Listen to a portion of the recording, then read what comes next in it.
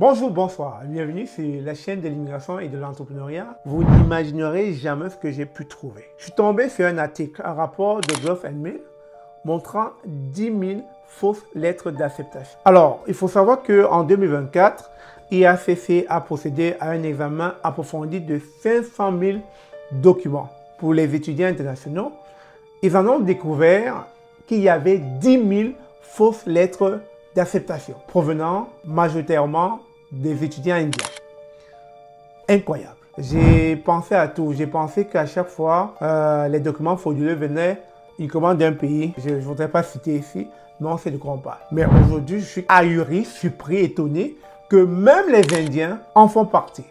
Comme quoi, dirait quelqu'un, le Canada est une terre d'accueil. Le Canada est la meilleure destination au monde. Tout le monde, je dis bien, est prêt à tout pour entrer au Canada. Donc, sans plus tarder, je vais vous lire ce que le rapport nous dévoile. 10 000 lettres d'acceptation frauduleuses cette année. Et principalement des étudiants de Gujarat et du Punjab. Et à cette allure, tout cela risquera de compromettre le système d'immigration canadien qui se trouve de plus en plus affligé, qui se trouve de plus en plus handicapé, dans ce sens où on le sent de plus en plus perméable. Perméable à tout type de personnes. Un système de plus en plus boiteux. Un système qui de plus en plus fait rentrer des gens qui pourraient s'avérer plus tard une menace pour les Canadiens et les Canadiennes. Parce que dans de tels cas de figure, quand on parle du faux, ça semble devenir une norme quand il en vient à parler de l'immigration canadienne. Fausses lettres d'admission, faux relevés bancaires, faux documents, faux actes de naissance, faux diplômes, etc. Et j'en passe. Alors sans plus tarder, je vais vous lire ce que dévoile le rapport et vous en serez conscient comme moi que les Indiens ont fait fort, ils ont tapé fort, ils ont perforé le système d'immigration canadien. Et face à de telles situations, le Canada n'aura plus de choix que de déporter ces faux étudiants. Ces étudiants qui très souvent arrivent ici avec de fausses informations, croyant qu'après ils pourront aller demander l'asile politique. Tous ces étudiants vont être déportés si jamais il s'avère qu'ils sont de connivence avec les fraudeurs. Alors, salut, avant de plonger rapidement dans le rapport, je tiens à revenir sur ce que dit IRCC dans son récit concernant les signalements de fraude commises par les étudiants étrangers le 14 juin 2023. Alors, il faut savoir qu'une grosse campagne publicitaire a été lancée en 2023 par IRCC visant à contrecarrer les cas de fraude. Alors, IRCC lance également des campagnes ciblées lorsqu'elles sont justifiées, comme la campagne publicitaire 2023 lancée en Inde pour sensibiliser les candidats potentiels aux récentes tendances en matière de fraude. En mars 2023, IRCC a mené une campagne publicitaire de 400 000 $ en Inde, ciblant les visiteurs, les étudiants et les travailleurs potentiels, afin de diminuer l'utilisation abusive des permis et de réduire la fraude.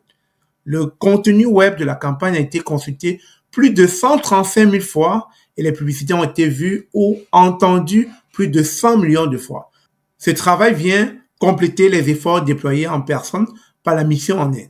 Donc, vous voyez que déjà, IRCC avait mené une grosse campagne visant à contrecarrer tous ces cas frauduleux, tous ces fraudeurs, toutes ces personnes qui résident en Inde et qui essaient de flouer tous ces étudiants, potentiels étudiants qui veulent venir étudier au Canada, en leur faisant comprendre qu'ils peuvent les aider, etc. En contrepartie, prenaient de l'argent. Et comme ça se fait d'ailleurs partout, dans plusieurs pays, dans le monde, en Afrique, en Asie, etc. Par contre, en Inde, il y a vraiment une campagne qui a été menée parce qu'on s'est rendu compte qu'il y avait d'énormes cas de fraude. D'énormes cas de fraude. Alors, on va plonger dans le rapport et vous allez voir ce que dit le rapport. Alors, étant donné que le document est en anglais, j'ai pas voulu que vous ayez des mots de tête. Je suis allé sur Google Translator pour pouvoir le traduire en français. Selon un rapport du quotidien canadien The Globe and Mail, IRCC a découvert plus de 10 000 lettres d'acceptation frauduleuses cette année. Cette révélation fait suite à un examen plus approfondi des demandes d'étudiants internationaux, avec 500 000 documents examinés en 2024 dans le cadre de mesures de vérification plus strictes. Selon les médias, environ 80% de cette fausse lettre étaient liées à des étudiants de Gujarat et du Punjab. Alors, qu'est-ce qui a déclenché ces mesures plus strictes? Cette répression fait suite à un incident survenu en 2023 au cours duquel des étudiants internationaux ont reçu des lettres d'acceptation frauduleuses de la part d'un consultant non agréé en Inde. Vous avez vu tantôt, je vous ai parlé de la campagne publicitaire. C'était probablement suite à ça parce qu'il y avait trop de cas de fraude en Inde. Il fallait donc faire une campagne pour sensibiliser les gens. Alors, ce qui a entraîné des risques d'expulsion.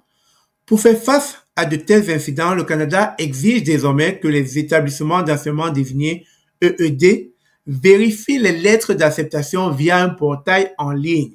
Le ministère canadien de l'immigration, des réfugiés et de la citoyenneté, IRCC, a découvert plus de 10 000 lettres d'acceptation frauduleuses cette année selon un rapport du quotidien canadien The Globe and Mail. Alors cette révélation, je me répète, ces révélations fait suite, blablabla, etc., etc.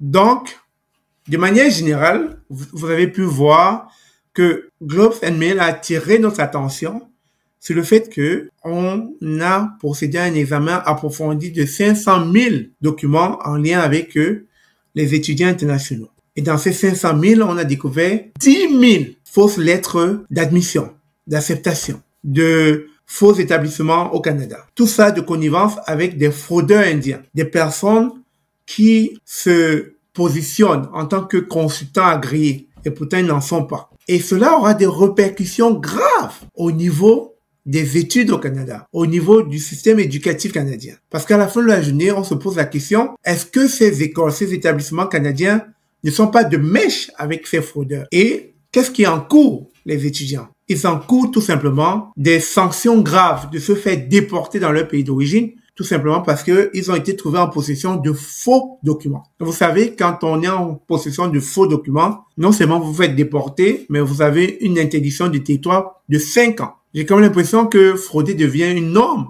lorsqu'il s'agit du Canada. C'est terrible. C'est incroyable. C'est incroyable.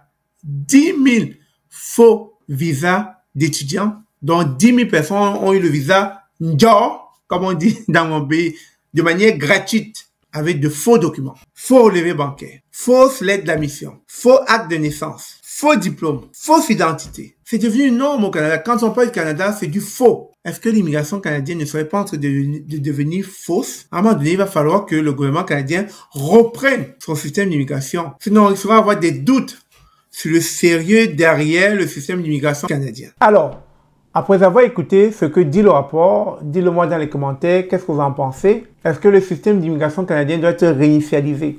Est-ce qu'ils doivent refaire tout from scratch, c'est-à-dire depuis zéro? Parce qu'on a l'impression qu'ils ont vraiment perdu le contrôle. Parce que à tous les jours, on a des informations négatives concernant l'immigration canadienne. Est-ce que face à ce genre de figure, face à ce genre de cas, est-ce que cela encouragerait encore de nombreuses personnes à vouloir immigrer au Canada lorsqu'on se rend compte de plus en plus que son système d'immigration est perméable et les ferait entrer beaucoup de personnes dont ils n'ont pas la vraie identité? Est-ce qu'à la fin de la journée, ce ne serait pas gravissime que ce genre de personnes n'ayant pas été répertoriées dans le système d'immigration puissent être un danger pour les Canadiens, les Québécois et les Québécoises, les résidents permanents que nous sommes? Et à cette allure, on se poserait des questions. Qu'est-ce que fait le Canada face à toute cette dérive? Sans plus tarder, je vous laisse commenter et n'hésitez pas à partager cette vidéo. Apparemment, la fraude est devenue une norme dans ce monde. La fraude est devenue une normalité dans ce monde au XXIe siècle. On a comme l'impression que pour que les choses se fassent, pour que les choses avancent, il faut frauder. Il faut frauder tout type de système, pas seulement au Canada, mais de manière générale, les fraudeurs prennent de plus en plus de l'avance dans pas mal de systèmes. Sur ce, merci encore d'avoir suivi cette vidéo comme d'habitude. On se dit à très bientôt. Je vous aime.